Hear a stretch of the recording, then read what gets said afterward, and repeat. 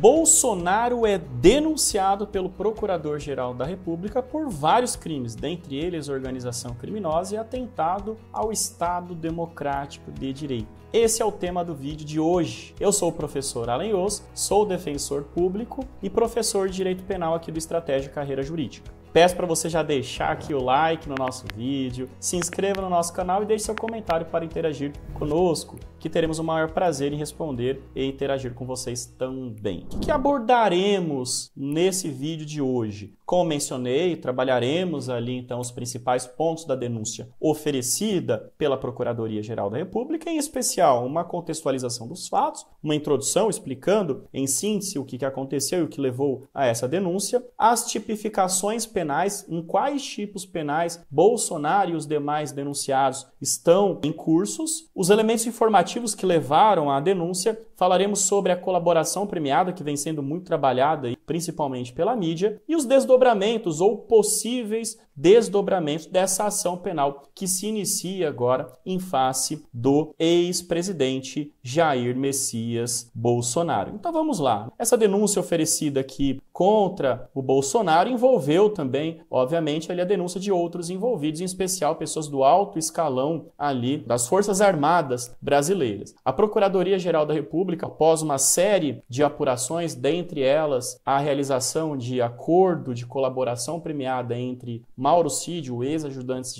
de ordens de Bolsonaro, e o Ministério Público Federal ali sob a presidência do Supremo Tribunal Federal, buscou elementos informativos e aparentemente lastrearam uma possível tentativa ali de golpe de Estado que levou à tipificação por envolver um grupo, primeiramente, a organização criminosa, trabalharemos com mais detalhes adiante, há crimes de atentado contra o Estado Democrático de Direito, duas tipificações penais que também mostrarei para vocês a seguir, dano qualificado contra um patrimônio da União e deterioração de patrimônio tombado, esses dois últimos, em razão ali dos fatos ocorridos no dia 8 de janeiro de 2023. Quais são, portanto, essas tipificações penais? A começar pela organização criminosa. Ela está ali no artigo 2º da Lei 12.850, que estabelece, no artigo 1º, os requisitos para a configuração, dentre eles, mais do que 4 pessoas ou mais devidamente organizadas, de forma estruturada, com divisão de tarefas, para a prática de crimes com pena máxima superior a 4 anos de reclusão. Aqui, no caso em concreto, a tipificação da organização criminosa em si está no artigo 2º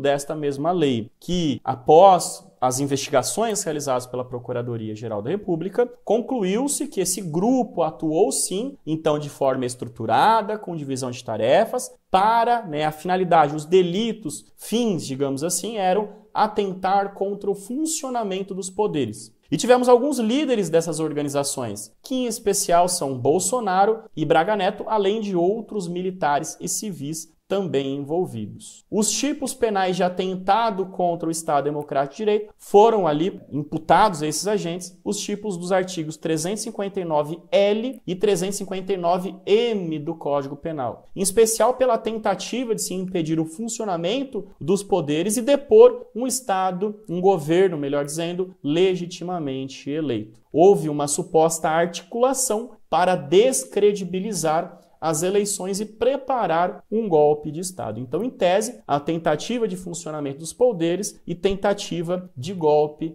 de Estado, cujas tipificações, portanto, estão nos artigos 359-L e 359-M do Código Penal. Mas, professor, tentativa, a tipificação de uma tentativa ou até mesmo de atos preparatórios? Olha, pessoal, aqui essa articulação resultou no dia 8 de janeiro, que efetivamente é uma tentativa de golpe. É evidente que houve vários atentados ali, depredações, ameaças, enfim, que configuram efetivamente uma tentativa de golpe. Mas vejam que o crime se consuma na tentativa. Não é um crime tentado, mas é uma tentativa consumada, que é a tipificação exata desses dois dispositivos legais. Não se exige, então, a efetiva consumação. Mas, professor, a minuta do golpe, vários atos ali que se quer, documentos, informações de que não houve essa concretização desse golpe, não configuraria aí meramente atos preparatórios? Vejam, gente. Tudo desembocou no 8 de janeiro. vários planos foram colocados em prática das mais diversas formas. Se vocês analisarem, inclusive,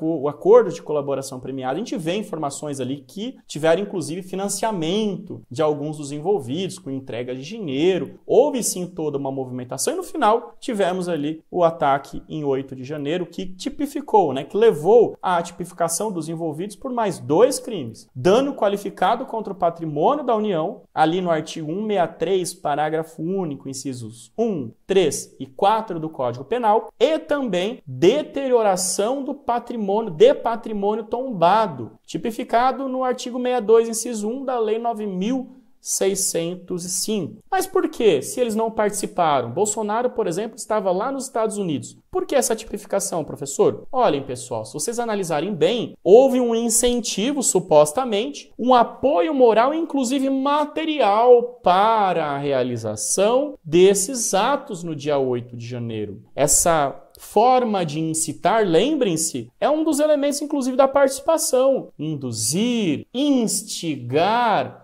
e auxiliar levam os autores destes atos à mesma tipificação dos executores dos tipos penais. E isso é que lastreia essa acusação. O que levou a Procuradoria-Geral da República a oferecer essa denúncia? Tivemos vários elementos informativos aqui, como relatos de reuniões conspiradoras, documentos apreendidos, inclusive a tal da minuta do golpe, que é um plano, contendo plano de ruptura institucional, vários discursos gravados, filmados, inclusive divulgados, incitando desordem, inclusive a não aceitação do resultado eleitoral. Tudo isso, inclusive, amparado e confirmado por meio de uma colaboração premiada, formulada ali com o Mauro Cid, que era o ex-ajudante de ordens do então presidente Jair Messias Bolsonaro. O que é essa colaboração premiada? É um negócio jurídico processual e também um meio de obtenção de prova. Por isso que serviu de supedâneo aí para o oferecimento da denúncia. Você deve estar vendo hoje muitas notícias contendo trechos dessa colaboração. Você pode até perguntar, mas professor, a colaboração em regra não é sigilosa? Em regra, enquanto ela está ocorrendo, sim, ok. Mas agora nós temos uma ação penal iniciada, que é um documento público, de publicidade, acessível a todos e todas, inclusive vocês, inclusive nós. Isso faz com que a colaboração premiada, que serve como um dos elementos informativos a essa denúncia, de supedâneo a essa denúncia, também se torne pública. E é por isso que o Alexandre de Moraes, digamos assim, abriu e derrubou o sigilo desses documentos. A colaboração premiada está prevista no artigo 4º da Lei 12.850, com a possibilidade ali, os benefícios dela, melhor dizendo, previstos nesse dispositivo, com a possibilidade, inclusive, de perdão judicial, redução de até 2/3 da pena privativa de liberdade, substituição dela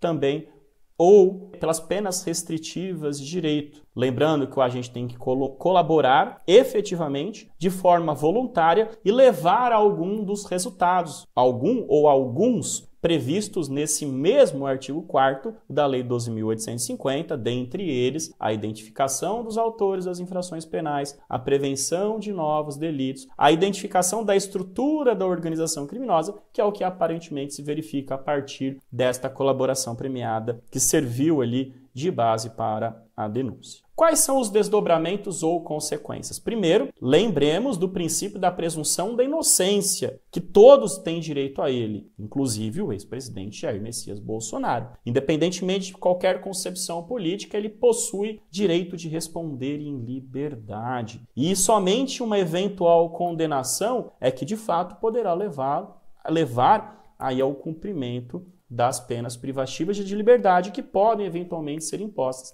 Penas estas que podem ser bastante elevadas, principalmente pelo concurso dessas mais diversas infrações, que também possuem penas altas em concurso material. Pode levar ele à inelegibilidade quando tenhamos ali uma condenação por órgão colegiado. E a prisão preventiva? Essa denúncia vai gerar como consequência a prisão preventiva dele? Aparentemente não. Por quê? Porque ele respondeu durante todas as investigações em liberdade. Aparentemente ele não cometeu nenhum ato tentando impedir a regular realização desses atos investigatórios. Somente nesse caso, então, um fato novo, contemporâneo a um futuro pedido e uma futura decretação dessa prisão preventiva, poderá levá-lo à prisão antes do trânsito em julgado da sentença penal condenatória. Portanto, ao que parece, não haverá sua prisão momentaneamente. Talvez amparada ali numa condenação, que lembremos que só pode levar a essa prisão após o trânsito em julgado dessa sentença penal condenatória. Somente outros fatos podem levar ali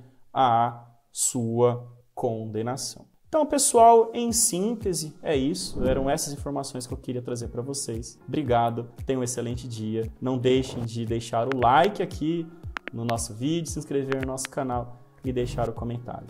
Beijos e abraços e até a próxima.